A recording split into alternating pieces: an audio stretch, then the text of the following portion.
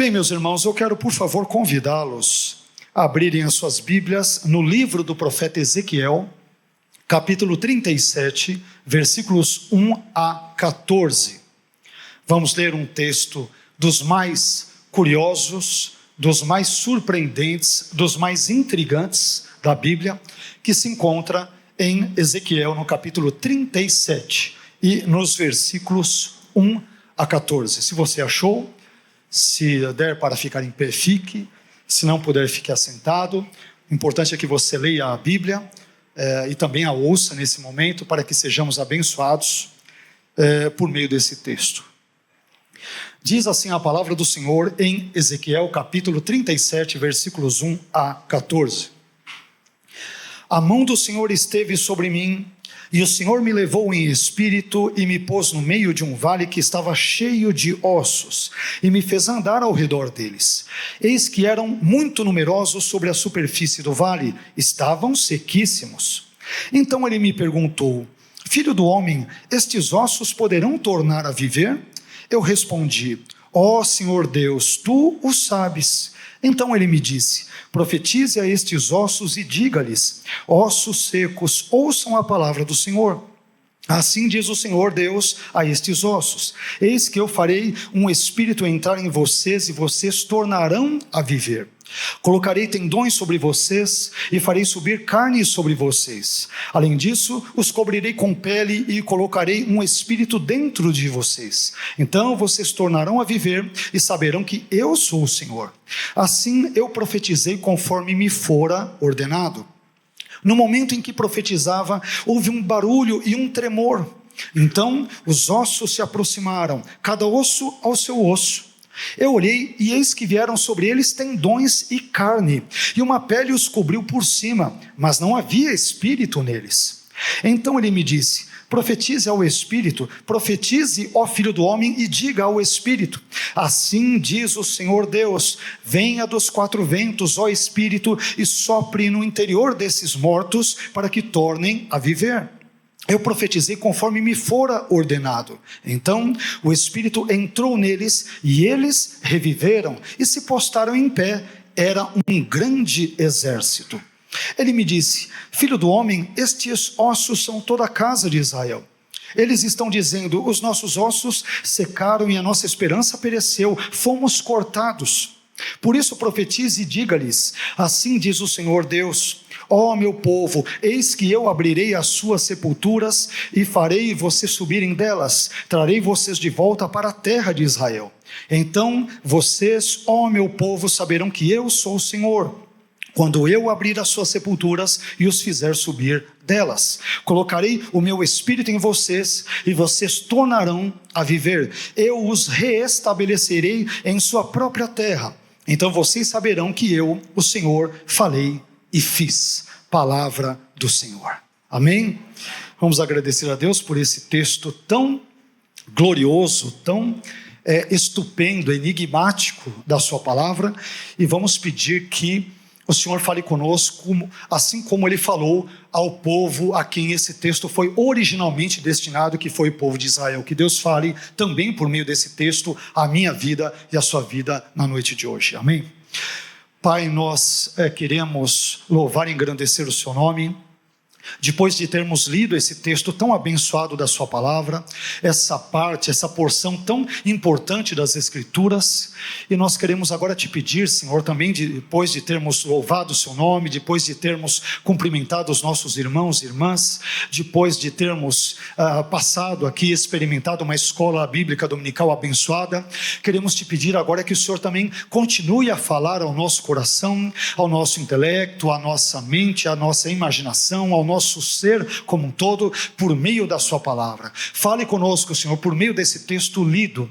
Sabemos que o Senhor é poderoso para usar esse texto, para transformar a nossa vida, para revigorá-la, para impactá-la, para transformá-la, para que não sejamos mais os mesmos, mas que sejamos tocados, transformados, como Israel também foi, por meio desse texto bíblico que nós acabamos de ler.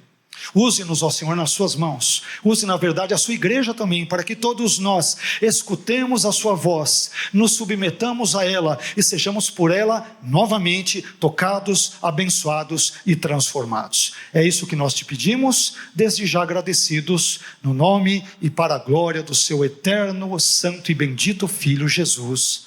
Amém. Deus abençoe. Por favor, pode se assentar.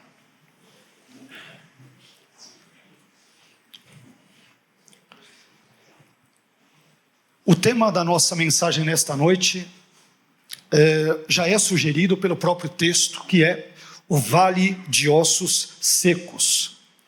A passagem bíblica, meus irmãos, que nós acabamos de ler, ela é classificada pelos estudiosos, de uma forma geral, os estudiosos da Bíblia, como um oráculo, isto é, como uma forma de discurso profético que, no presente caso, parece se apresentar por meio de uma visão, a qual, por sua vez, lida com o tema da restauração de Judá. Esse é o tema central desta passagem bíblica, de Ezequiel 37, versículos 1 a 14, isto é, a restauração de Judá, do povo de Judá.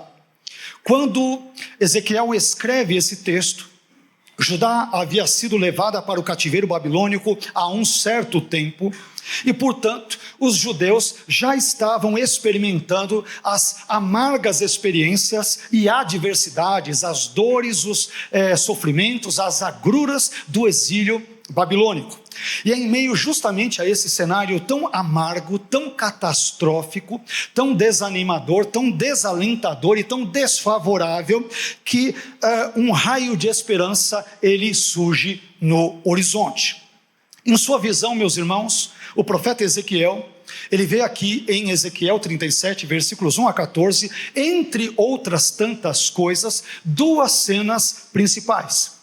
De um lado, Ezequiel enxerga uma cena deprimente, uma cena, digamos, trágica. Ele vê um cemitério a céu aberto que estava repleto de ossos secos. E esses ossos secos, eles representavam os judeus que haviam sido levados cativos para o exílio na Babilônia. Do outro lado, Ezequiel enxerga uma cena alentadora e diríamos que esperançosa, repleta de esperança. Ezequiel, ele vê os ossos se unindo, cada osso ao seu osso ali correspondente, ao osso adequado do corpo. Ele vê tendões, carne e pele cobrindo aqueles ossos, e por fim ele também contempla o Espírito animando aqueles corpos, dando vida àqueles corpos, os quais acabam por fim se tornando um imenso, um grandioso exército. Aqueles ossos que agora são retratados como pessoas ressuscitadas na continuidade do texto de Ezequiel 37, representam o povo de Judá restaurado por Deus e agora reconduzido por ele à sua própria terra. Evento este que, como nós sabemos, ele ocorreria a partir de 538 a.C., por meio do decreto do rei persa Ciro o Grande. Existem alguns estudiosos que vem esta imagem de Judá sendo restaurada e sendo reconduzida por Deus à sua própria terra, como uma referência ao surgimento do moderno Estado de Israel, que se deu, por exemplo, ali em 14 de maio de 1948. Porém, não é disso que o texto bíblico está tratando. O texto bíblico está falando sobre o retorno de Judá à sua terra após o término do cativeiro babilônico, logo após o término do cativeiro babilônico, algo que ocorreu, como nós acabamos de mencionar, ali a partir de 538 a.C., por intermédio do decreto de um rei persa chamado Ciro II ou Ciro o Grande. Esse, meus irmãos, então, é o pano de fundo geral de Ezequiel, capítulo 37, versículos 1 a 14. E é a partir dessas informações introdutórias que eu gostaria de compartilhar com vocês pelo menos 5 verdades sobre Deus que nós podemos aprender nesse texto. A primeira verdade que eu encontro nesse texto, ora lido, é que Deus, ele pode permitir que as pessoas, devido aos seus próprios pecados, se encontrem em um cenário de total desesperança. Repetindo, Deus ele pode permitir que as pessoas, devido aos seus próprios pecados, se encontrem em um cenário de total desesperança. Acompanhe por favor comigo o que diz Ezequiel capítulo 37, versículos 1 a 2. A mão do Senhor esteve sobre mim, e o Senhor me levou em espírito. Observe agora a continuidade do texto. E me pôs no meio de um vale que estava cheio de ossos, e me fez andar ao redor deles. Eis que eram muito numerosos sobre a superfície do vale, estavam sequíssimos, muito secos. Observe que Deus ele poderia ter transportado Ezequiel a um lugar paradisíaco, a um lugar agradável, a um lugar aprazível, a um lugar, digamos que vistoso e assim por diante. Mas em vez disso, Deus transporta Ezequiel a uma espécie de cemitério a céu aberto. E o que Ezequiel vê neste grande cemitério a céu aberto, meus irmãos, é algo simplesmente estarrecedor. Ele vê centenas e talvez, digamos, milhares de ossos secos, diversos esqueletos, diversos ossos nessa sua aterradora, amedrontadora e espantosa visão. Lembre-se de que esses ossos secos, eles representavam os judeus que haviam sido levados cativos para o exílio na Babilônia. Esse é o contexto dessa passagem. Mas por que aqueles judeus haviam sido levados cativos para o exílio na Babilônia? E a resposta é simples: por causa dos seus reiterados e muitos pecados cometidos contra Deus ao longo da sua história. Isso nos transmite, meus irmãos, uma importantíssima e ao mesmo tempo duríssima lição. Qual é? Às vezes nos vemos num beco sem saída, às vezes nos encontramos no fundo do poço, às vezes nos encontramos num cenário de total desesperança, como era o caso de Judá no exílio babilônico, mais uma vez, representada por esses ossos, porque os nossos pecados nos conduziram até esse resultado ou até esse estado de coisas. Não foi o diabo, não foram os demônios, não foi uma hipotética maldição hereditária, não foi nenhuma outra coisa, causa ou pessoa, ao não ser nós mesmos devido aos nossos pecados, que vez por outra nos colocamos numa situação difícil ou numa situação ou num cenário de total desesperança. Nós muitas vezes somos os maiores responsáveis pelos males que nos acometem e que nos abatem.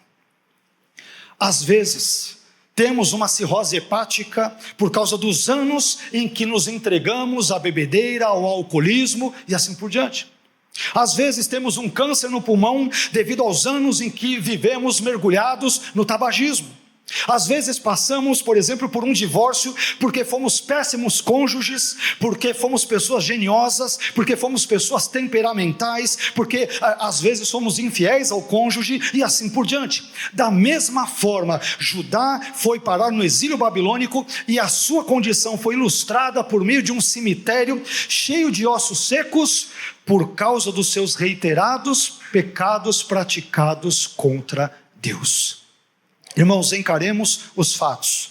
Deus pode permitir que as pessoas, pode permitir que eu e você, nós, devido aos nossos próprios pecados e não devido a qualquer outra coisa, pessoa ou situação, Ele pode permitir que nos encontremos em um cenário de total desesperança, de total desânimo, de total amedrontamento, de total frieza, de total apatia, de total problema que possa ali nos envolver. E nós muitas vezes semeamos estas sementinhas que ao longo de dias, semanas, meses ou anos, elas podem brotar, elas podem germinar e infelizmente, vez por outra, podem dar frutos ruins, amargos, azedos, que muitas vezes seremos obrigados a comer porque são resultantes de sementes pecaminosas que nós mesmos, eu e você, plantamos ao longo da nossa história. Porque Judá foi parar no exílio? Porque pecaram e pecaram continuamente, reiteradamente contra Deus. E chegou um momento em que Deus diz, chega, e nesse momento Deus então envia Nabucodonosor com todas as suas tropas para que entrem ali em Judá e pelo menos, segundo alguns estudiosos, em 4 levas ou 4 deportações venham levar Judá para o exílio. Por exemplo, em 605 a.C., em 597 a.C., em 586 a.C., quando o templo é destruído, e por fim em 582 a.C. Esses males que Judá experimenta e que são visualizados nesta revelação que Deus dá a Ezequiel, poderiam ter sido evitados. Mas simplesmente foram consequências daquilo que Judá, que Israel plantara ao longo da sua história com o seu Deus. Isso nos encaminha a uma segunda importante verdade vista nesse texto. E a segunda verdade que eu descubro aqui é a seguinte: Deus desconhece a existência de quaisquer impossibilidades. Deus desconhece a existência de quaisquer impossibilidades.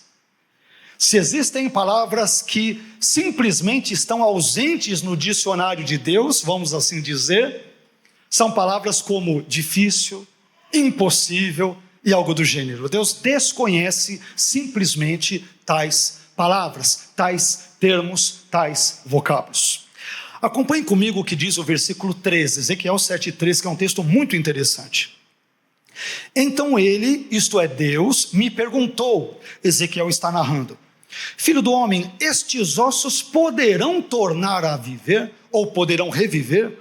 Eu respondi, ó Senhor Deus, tu o sabes. Que texto lindo esse aqui, né? Tentemos agora, ainda que por um breve momento, ainda que por breves instantes, imaginar aqui a seguinte situação. Deus mostra para Ezequiel um grande cemitério a céu aberto, que estava repleto de ossos, e ossos esses sequíssimos, indicando que as pessoas ali já haviam morrido há muito tempo. E então, diante desse cenário, mais uma vez desolador, difícil, complexo, problemático, desesperançoso, Deus faz uma pergunta simplesmente absurda para Ezequiel. Deus lhe pergunta, filho do homem, estes ossos poderão reviver? Eles poderão voltar à vida? Ora, diante de uma pergunta tão absurda como essa, qualquer pessoa responderia, é claro que não. Qualquer um sabe que esse cenário de morte de longa data, porque os ossos, mais uma vez, o texto bíblico diz que estavam muito secos, ou seja, era um cenário de morte há muito tempo. Esse cenário é simplesmente um cenário incorrigível, irremediável, irreversível, preste atenção, para o homem, mas não para Deus. Esse cenário, ele é incorrigível, irremediável, irreversível para o homem, mas nunca, jamais para Deus. Por isso, a surpreendente resposta do profeta Ezequiel, quando ele diz ali, ó Senhor Deus, tu o sabes, ela revela profunda cautela e demonstra ali profunda prudência.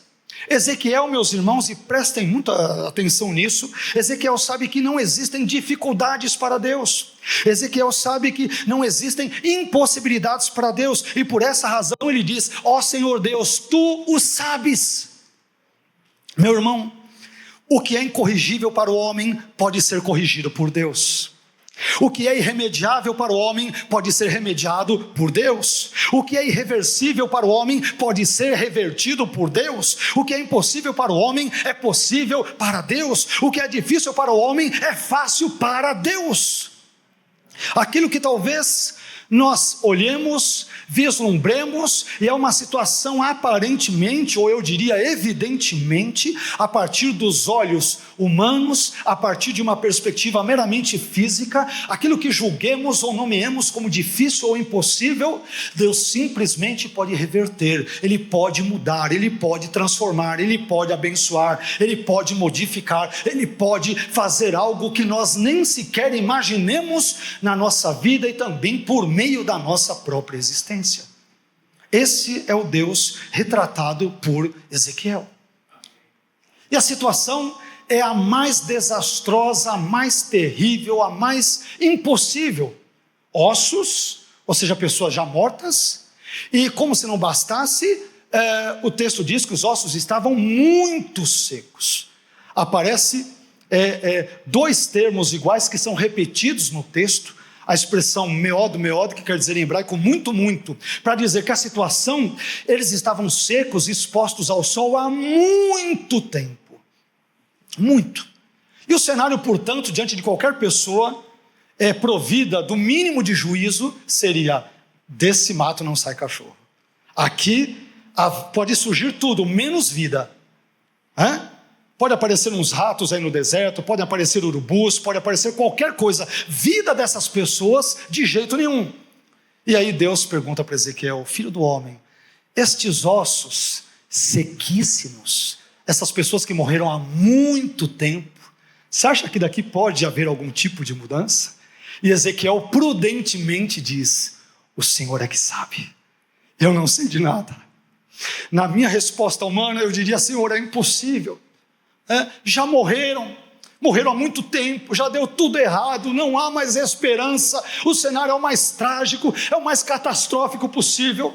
Mas ele se lembra que a vida não está nas mãos dele, a vida está nas mãos de Deus, e ele diz: Senhor, tu sabes, o Senhor é que permitiu que morressem, é o mesmo que pode ressuscitá-los, pode reerguê-los dos mortos, dessa areia, desse deserto. O Senhor pode fazer algo que nenhum homem tem competência para fazer, tu podes fazer. Por isso, Senhor, tu o sabes.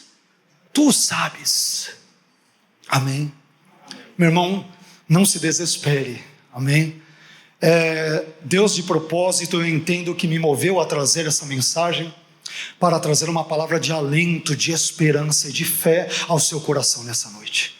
Talvez algumas pessoas estejam aqui entre nós pensando já em entregar os pontos, em jogar a toalha. Talvez alguém esteja até pensando em tirar a sua própria vida, porque não aguenta mais o peso da dor, do sofrimento, das dificuldades na vida. Mas Deus te dá uma palavra de consolo, de esperança e de fé.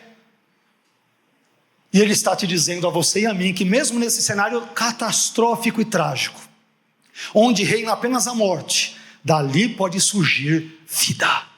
De onde você menos espera, pode surgir vida, e vida abundante, e vida plena, e vida verdadeira. De onde menos esperamos, ali Deus pode fazer um milagre grandioso, um milagre grandioso.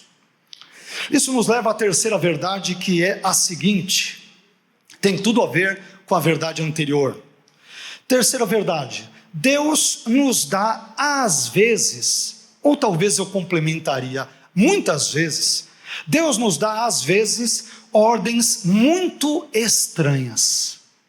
Eu já disse para vocês aqui, em mais de uma vez, eu digo isso com uma certa frequência aos meus alunos no seminário, que Deus, e eu digo da forma mais reverente possível e com temor e tremor, Deus é um ser estranho, ou estranhíssimo. Obviamente porque Ele é totalmente outro, Ele é diferente de nós. Ele é Deus e nós somos criaturas. Ele é Senhor, nós somos servos. Ele é infinito, nós somos finitos. Obviamente não há comparação.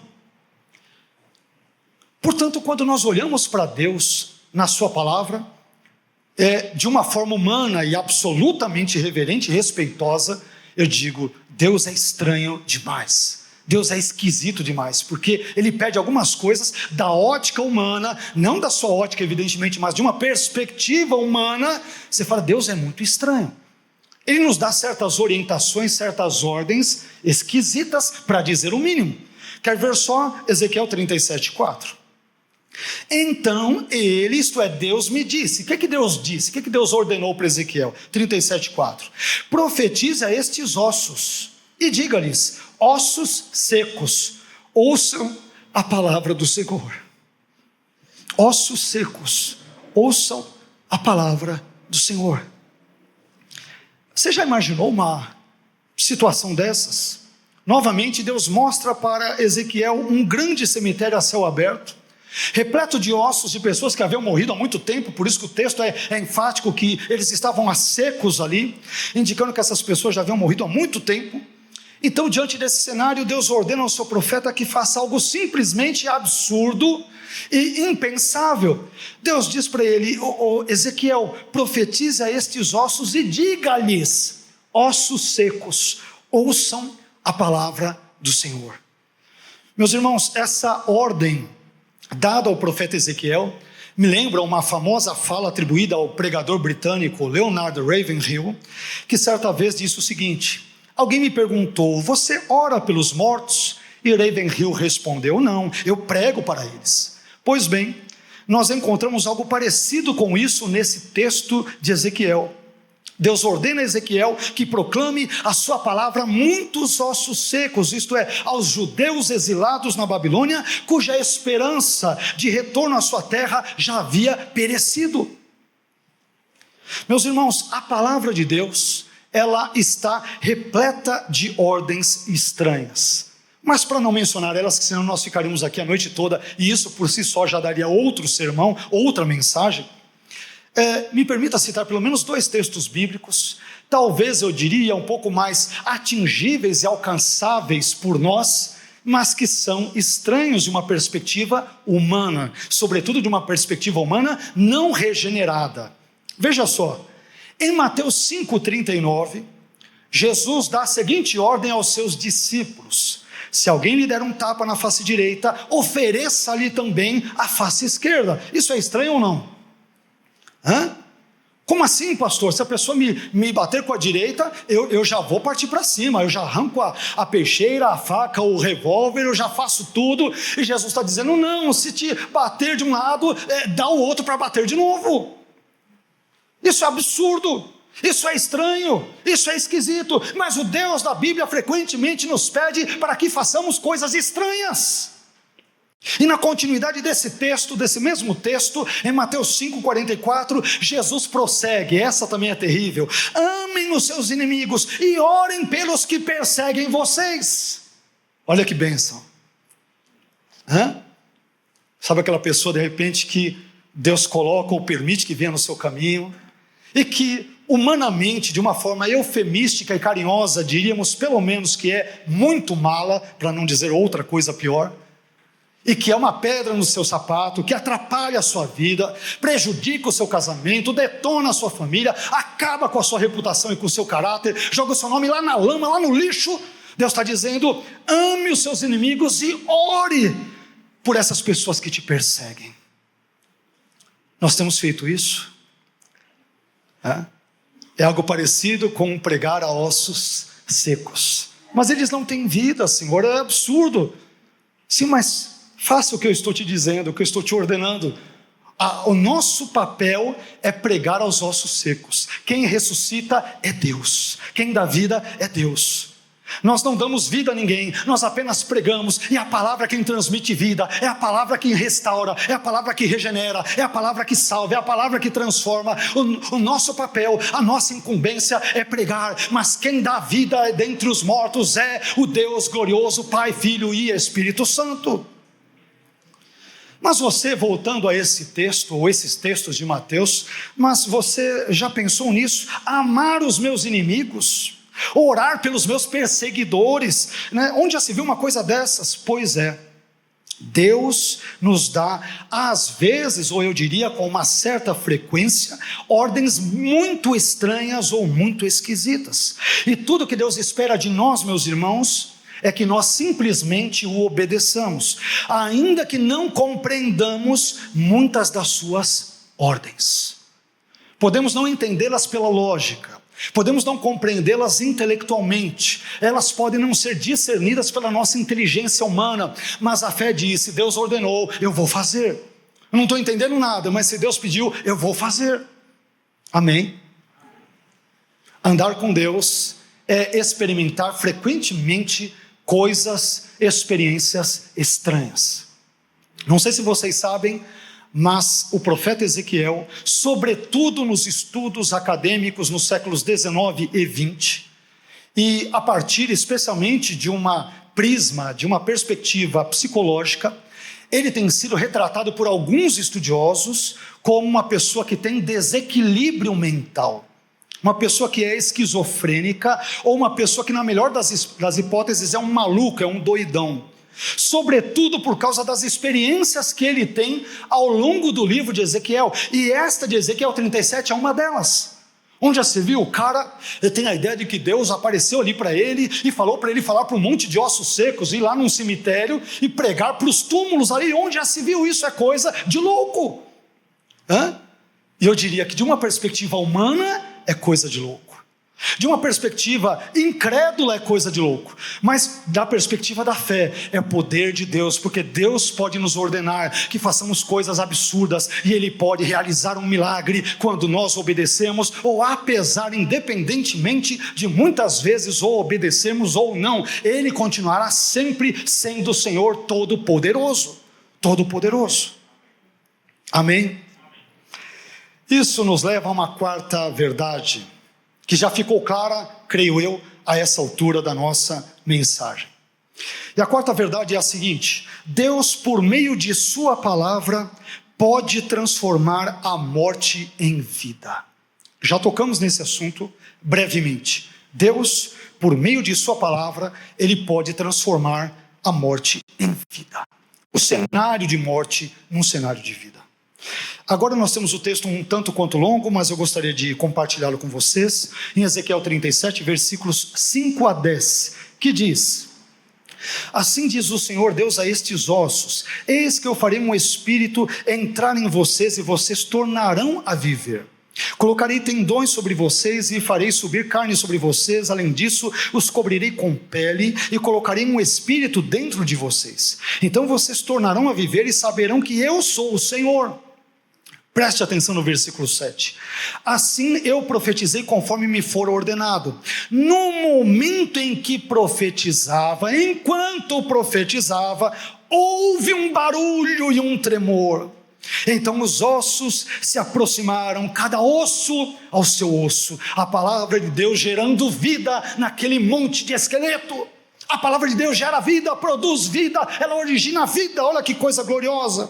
Versículo 8: eu olhei, e eis que vieram sobre eles tendões e carne, e uma pele os cobriu por cima, mas não havia espírito neles.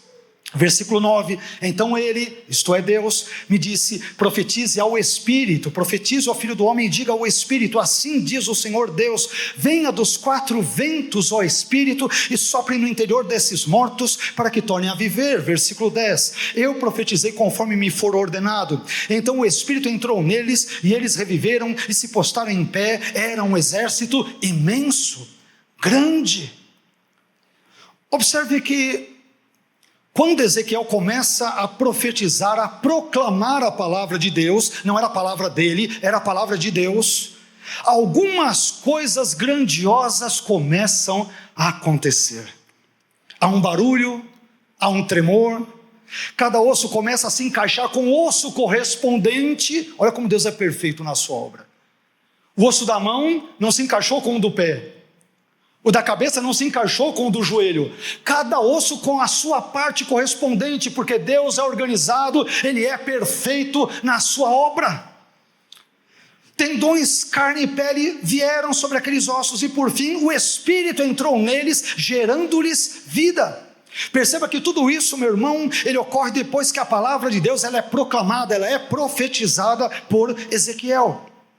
A palavra de Deus, portanto, em Ezequiel, ela claramente gera vida, ela produz vida. Vários textos bíblicos demonstram essa verdade, mas talvez um dos textos mais clássicos sobre isso do Antigo Testamento, entre outros, seja Gênesis capítulo 1, versículos 1 a 3, que diz: no princípio criou Deus os céus e a terra era sem forma e vazia, e havia trevas sobre a face do abismo, e o Espírito de Deus se movia sobre a face das águas. E o versículo 3 diz lá: e disse Deus, haja luz, e houve luz. Deus disse, haja, e houve. Um outro texto importante e mais significativo do que este para o nosso propósito nesta noite é 1 Pedro 1,23, onde o apóstolo Pedro diz lá: sendo de novo gerados, não de semente corruptível, mas da incorruptível, pela palavra de Deus viva e que permanece para sempre. Percebamos então, meus irmãos, que a palavra de Deus, que produziu luz em meio às trevas em Gênesis, que produziu regeneração no meu e no seu coração quando nós nos convertemos, e que ao mesmo tempo deu vida aos ossos secos da visão de Ezequiel, é a mesma palavra que pode transformar hoje a minha e a sua vida, a minha e a sua história. A palavra de Deus, ela pode transformar o caos em ordem, ela pode transformar a desesperança em esperança, ela pode transformar a incredulidade em fé, ela pode transformar a impiedade em piedade, ela pode transformar a maldição em bênção, ela pode transformar ali a morte em vida, e ela pode transformar miseráveis pecadores como eu e você em santos piedosos tementes a Deus. Homens não podem fazer isso, mas a palavra de Deus pode regenerar a nossa vida e pode transformá-la para que nunca mais sejamos os mesmos. A palavra de Deus pode fazer isso. E quando ela é proclamada, mesmo diante de ossos secos, esses ossos, com a graça de Deus e pelo poder de Deus, eles sofrem ali aquela ação, eles reagem diante do poder glorioso e magnífico da palavra de Deus. É isso que Deus fez um dia comigo e com você em termos espirituais. Embora este não seja o tema de Ezequiel, mas podemos usar isso como uma ilustração da nossa conversão. Efésios capítulo 2, versículos 1 a 3, diz que todos nós, obviamente antes de nos convertermos, estávamos mortos em nossos delitos e pecados, nós éramos estes ossos secos em termos espirituais, mas quando ouvimos a palavra e pela graça cremos em Cristo, nós nos tornamos um exército, nós fomos vivificados, nós adquirimos vida por meio do Senhor Jesus Cristo de Nazaré. É Ele quem nos dá vida, é Ele quem nos regenera, é Ele quem nos reaviva, é Ele quem abençoa a minha e a sua vida, e isso é feito por meio da palavra gloriosa de Deus. Deus, por meio da sua palavra, pode transformar a morte em vida. Amém? Isso irá nos conduzir por fim à quinta e última verdade, caminhando para o final desta reflexão na noite de hoje. A quinta e última verdade que eu aprendo nesse texto sobre Deus é a seguinte, e já foi mencionada também mais de uma vez ao longo desta mensagem. Quinta verdade: Deus pode fazer a esperança brotar, mesmo nas condições mais desfavoráveis. Deus pode fazer a esperança brotar, mesmo nas condições mais desfavoráveis. Lembra que eu comentei no início dessa mensagem que eu queria trazer ao seu coração hoje uma palavra de esperança, de fé. Amém, meu irmão? Não como o mundo diz, de pensamento positivo, fazer figuinha ou algo do gênero, não. É de fé em Deus, de esperança em Deus, na palavra de Deus, nas coisas de Deus. Agora preste atenção, por favor, caminhando para a parte final, ao que diz Ezequiel 37, versículos 11 a 14, e você vai entender o porquê desse ponto que eu dei. O quinto ponto, a quinta verdade: Deus pode fazer a esperança brotar, mesmo nas condições mais desfavoráveis. Acompanhe comigo o raciocínio em Ezequiel 37, versículos 11 a 14, que diz: Ele, de novo Deus, me disse, versículo 11: Filho do homem, estes ossos são toda a casa de Israel. Uma referência, claro, presentemente a Judá indo para o exílio. Eles estão dizendo, o que esses ossos que representam o povo exilado dizem? Os nossos ossos secaram e a nossa esperança pereceu. Fomos cortados. Eles estão há décadas já, possivelmente quando Ezequiel escreve esse texto, possivelmente estão há décadas ou pelo menos muitos anos já no exílio. Então qual a atitude de uma pessoa que foi levada cativa à força para uma terra estranha, com um povo de fala estranha, de costumes estranhos, de crenças estranhas, de deuses estranhos? Qual é a reação natural? Total desesperança. Perceba isso, versículo 11 de novo. Eles estão dizendo, os nossos ossos secaram e a nossa esperança pereceu, fomos cortados. Agora veja só o que diz o versículo 12 até o final. Por isso, eles acham que está tudo acabado, que eles vão morrer no exílio, que Nabucodonosor vai dar a última palavra, que eles nunca mais vão voltar para a terra deles. Então diga para eles, versículo 12, por isso profetize e diga-lhes, assim diz o Senhor Deus, Ó meu povo, eis que eu abrirei as suas sepulturas, a linguagem é metafórica, e farei vocês subirem delas, trarei vocês de volta para a terra de Israel. Versículo 13, então vocês, ó meu povo, saberão que eu sou o Senhor, quando eu abrir as suas sepulturas e os fizer subir delas. Versículo 14, colocarei o meu espírito em vocês, e vocês tornarão a viver, eu os reestabelecerei em sua própria terra, então vocês saberão que eu, o Senhor, falei e fiz. Palavra do Senhor. Que texto glorioso, que texto maravilhoso. Preste bem atenção ao que eu vou lhe dizer, meu irmão.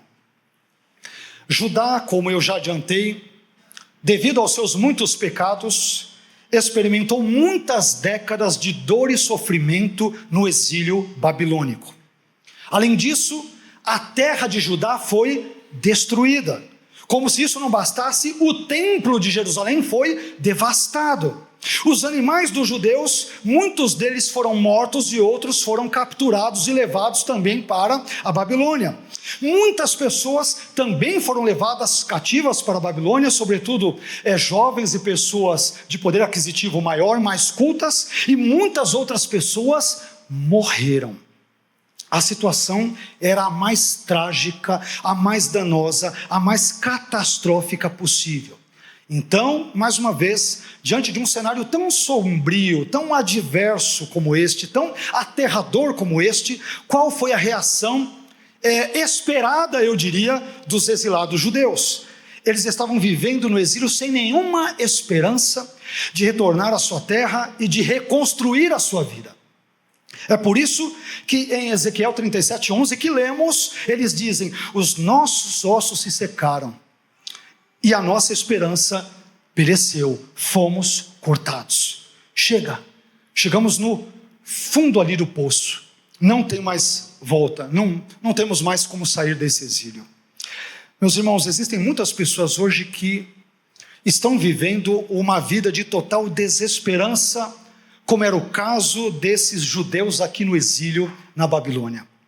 E talvez você que esteja neste exato momento ouvindo esta mensagem seja uma dessas pessoas. Talvez por diversas razões você tenha perdido a esperança de ver o seu casamento restaurado, a sua família reconstruída, o seu ministério renovado, a sua relação com Deus impactada, os seus sonhos ressuscitados e assim por diante. Meu irmão, se você se encontra nesta condição, saiba que Deus pode fazer a esperança brotar novamente no seu coração, mesmo nas condições mais desfavoráveis, mais adversas que possam existir. Quando eu orava a Deus e pedia para que Deus colocasse uma mensagem no meu coração, eu na verdade havia desejado falar sobre outro assunto hoje, né? E a Noeli sabe disso, e ao longo desta semana, não decidi isso agora no púlpito, eu nunca faço isso é a coisa mais rara de acontecer, mas na minha cabeça estava uma mensagem muito forte, segunda, terça. Quando chegou lá para a quarta, me veio uns assuntos estranhos, eu não sei porquê, me veio a ideia de cemitério forte na mente, e me veio o texto de Ezequiel 37, e aí eu comecei a trabalhar nisso quarta e quinta, e comecei a orar, eu falei, meu Deus, eu estava pensando no texto X, e Ezequiel 37 não sai da minha cabeça. Quem pregou ou prega sabe que às vezes acontecem umas coisas um tanto quanto estranhas. Isso aconteceu comigo. Lembra que eu comentei com vocês que Deus às vezes é muito estranho, no melhor dos sentidos, né? E eu fiquei pensando, mas Deus, esse assunto me prendeu, me cativou. Eu ia pregar sobre um texto de Timóteo. Olha só, Timóteo não tem nada a ver aqui com Ezequiel. E de repente, no meu coração eu senti Ezequiel. E eu percebi como que Deus me conduzindo para trazer uma mensagem de esperança para o seu coração, para o nosso coração. Amém? Nós estamos vivendo em épocas, meus irmãos, épocas repletas de desesperança. As pessoas estão desesperançosas, desanimadas, com tudo, política, economia, com a vida. Muitas pessoas que perderam o desejo de viver, não vem mais sentido algum em viver. Então vivemos num cenário muito cheio ali, repleto de fato de desesperança. E talvez por isso, dentre outras possíveis razões, é que eu entendo que Deus tenha me movido para transmitir, compartilhar com você uma mensagem como esta na noite de hoje. Eu quero concluir essa mensagem recapitulando brevemente as 5 verdades sobre Deus que nós aprendemos nesta noite, tendo como base o texto de Ezequiel 37, versículos 1 a 14. A primeira verdade que aprendemos é que Deus pode permitir que as pessoas, devido aos seus próprios pecados, se encontrem em um cenário de total desesperança, como era o caso desses ossos secos que representavam Judá levada cativa no exílio. O cenário era de total desesperança. Às vezes, nós vamos parar numa condição dessas, porque nós mesmos provocamos isso na nossa vida. Não foi o diabo, não foram os demônios, não foi o governo, não foram espíritos territoriais ou algo do gênero. Nós mesmos, pelos nossos pecados, pela nossa falta de piedade, pela nossa falta às vezes de arrependimento, é que provocamos males na nossa própria vida. Isso é muito importante, para nós não terceirizarmos a responsabilidade. Não estou dizendo que o diabo não haja, muitas vezes na vida dos cristãos e da igreja, é evidente que ele age. Mas com base nesse texto, estou dizendo que muitas vezes, por outro lado, nós somos os principais responsáveis, os principais protagonistas pelos males que nos acometem. Segunda verdade, por outro lado, olha que coisa gloriosa, Deus desconhece a existência de quaisquer impossibilidades. Não existem ossos secos, por mais secos que estejam, que ao ouvirem a palavra de Deus, não possam ser ressuscitados por Ele e transformados. Não existe situação, a mais terrível que seja, que não possa ser impactada e mudada pela palavra de Deus, pelo poder de Deus, pela presença de Deus. Terceira verdade, Deus nos dá às vezes ordens muito estranhas. Às vezes Ele ordena que profetizemos a ossos secos, que andemos pelo cemitério e que profetizemos a vida onde não há nenhuma vida. O Deus da Bíblia às vezes nos ordena coisas estranhas. Às vezes Ele faz coisas muito estranhas, Para curar o cego, em vez de apenas dizer, seja curado, Ele faz um lodo, o barro, dá uma cuspida, uma meleca só, passa no olho, fala para ir para o tanque.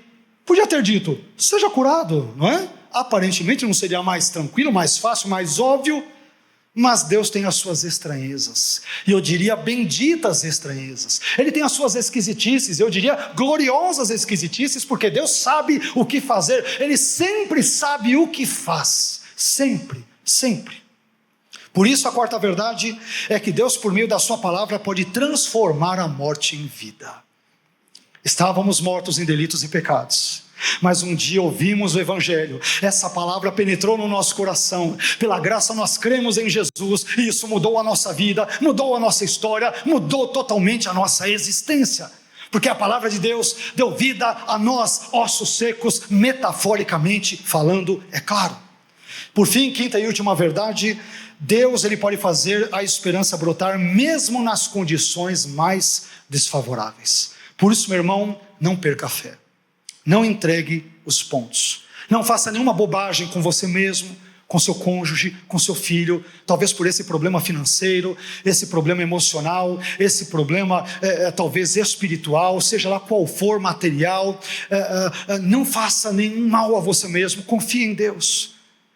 Por mais que a situação seja difícil, angustiante, terrível, confie nele. Há uma esperança. E a nossa esperança encontra-se em Deus, na palavra de Deus, nas coisas de Deus, nos valores de Deus. Há uma esperança, há uma esperança.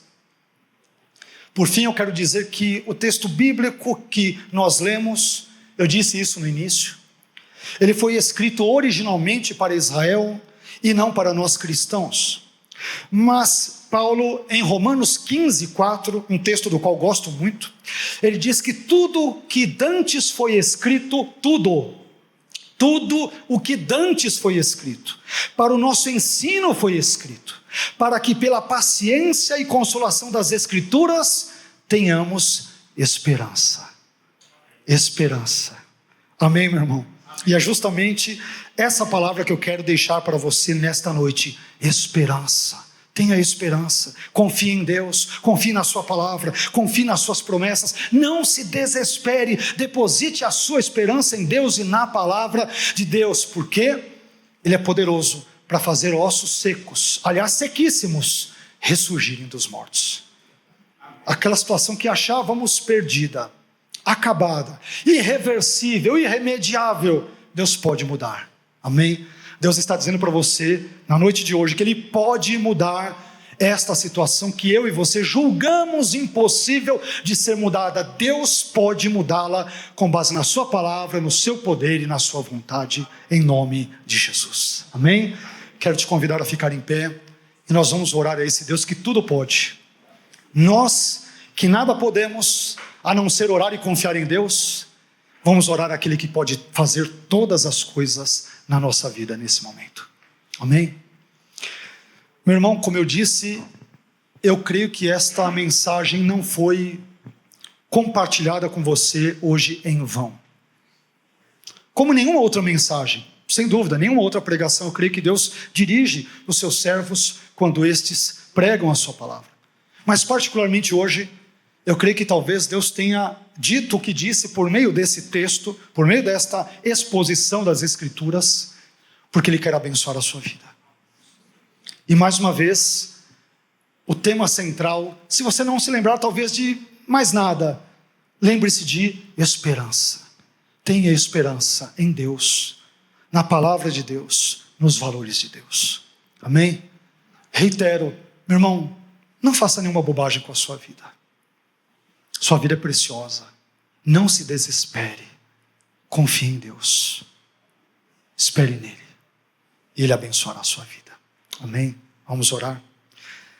Pai, eu quero te agradecer por esta mensagem, por esta reflexão com base nesse texto tão interessante, tão estranho, mas ao mesmo tempo tão abençoador, tão elucidativo, que é o texto de Ezequiel 37, versículos 1 a 14, sobre o qual brevemente discorremos na noite de hoje. Senhor, eu entendo e creio que o Senhor não permitiu ou não quis, melhor dizendo, que eu falasse sobre isso em vão, mas o Senhor quis atingir os nossos corações, a nossa fé, mexer conosco, com a nossa esperança, para que ela não seja depositada em coisas deste mundo, mas seja colocada em Ti, ó Deus, no Senhor, na Sua palavra, nas Suas promessas, nos Seus valores e assim por diante. Senhor, eu não sei, eu confesso que não sei, e como Ezequiel eu digo, Senhor, Tu o sabes. Eu não sei como está a situação do meu irmão e da minha irmã na noite de hoje. Eu não sei que problemas, que angústias, que adversidades, que dores, que sofrimentos, que desesperos de repente têm assolado a vida desse meu irmão e dessa minha irmã. Mas Senhor, Senhor, Tu o sabes. E Tu não apenas sabes aquilo que se passa no nosso interior, no nosso coração. Tu sabes também do remédio, Senhor, da solução para aquilo que nós precisamos. Mas acima de tudo precisamos ser salvos, precisamos ser transformados, precisamos, Senhor, em termos espirituais, experimentar o que ocorreu com esses ossos secos. Eles foram vivificados pelo Seu poder e pela Sua palavra. Senhor, nós precisamos de vida, vida abundante, vida espiritual, vida em Cristo, vida eterna, Senhor. Ajude-nos, ó Senhor, para que saiamos de uma possível hipotética letargia espiritual. Ajude-nos, ó Pai, para que sejamos renovados na nossa fé, para que a nossa esperança seja renovada, a nossa fé seja renovada, restaurada nessa noite. Tu conheces as nossas necessidades, melhor do que a nós mesmos, melhor do que o nosso cônjuge, melhor do que um marido, uma esposa, um filho. Tu nos conheces melhor do que a nós mesmos. Senhor, restaure-nos nessa noite. Renova a esperança no nosso coração. Ajude-nos a sairmos daqui com a fé renovada em Ti, na Sua palavra. Porque só Tu tens palavras de vida eterna. Homens não têm essa palavra, mas Tu tens essa palavra, a palavra de vida. A Tua palavra gera vida. A Tua palavra transforma. A Tua palavra faz a luz brotar em meio às trevas.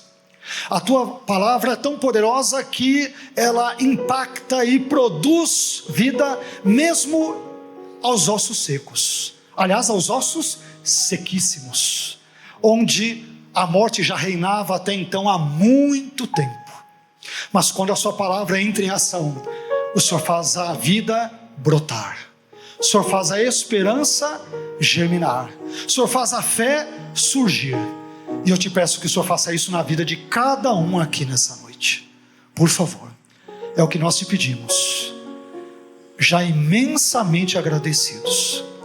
Em nome de Jesus. Amém.